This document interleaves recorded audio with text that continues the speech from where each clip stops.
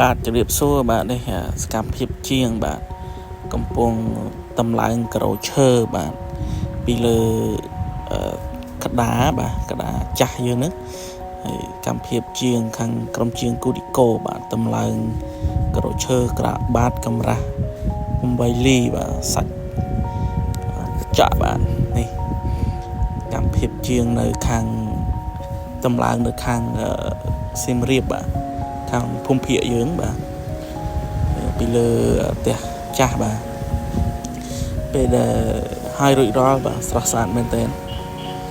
បាទនេះដូចជាស្ដែងអញ្ចឹងបាទតម្រូវការអាចទំនាក់ទំនងមកលេខ Telegram ខាងលើបានបាទសូមអរគុណបាទសូមជម្រាបលាបាទ